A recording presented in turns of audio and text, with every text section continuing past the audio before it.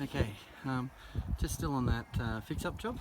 Now we come in here to fix up this job, like I've said before, because it had old polyester batts in here, full of rats, and so as you can see, we actually vacuumed out all the rat poo.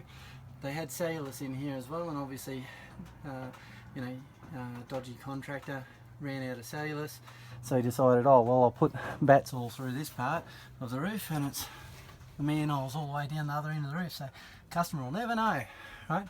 But of course this filled up with rats, and that's some of the evidence of the rats.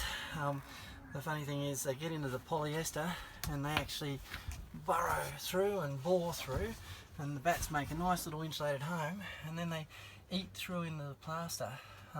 So as you can see, they've eaten through in there, and you can see all the piss on the ceiling from the rats.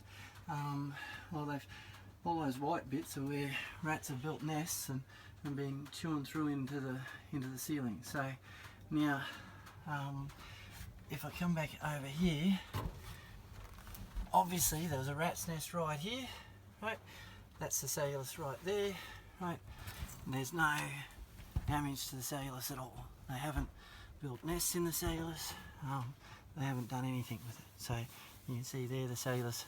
It's nothing wrong with it at all. There's no burrowing, no nests in it, right? No rat droppings on the ceiling, but it is low, and so the customer has got this little flue here. I'm going to put a bat around that flue because they're actually planning on moving that from there over to here, right? And so I'm going to bat that so then they can move that easily. And then there's another bat there for the manhole to replace the one up the other end that's got rats in it. So now that's polyester bats that were in here.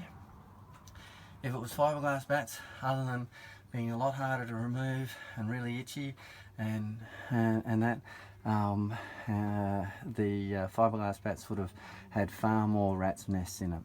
So the polyester handles it a lot better, but as you can see, the cellulose fibre is totally undisturbed when there's so much rat activity right here. If rats like cellulose better, they would have been into the cellulose right next door to it, and they're not.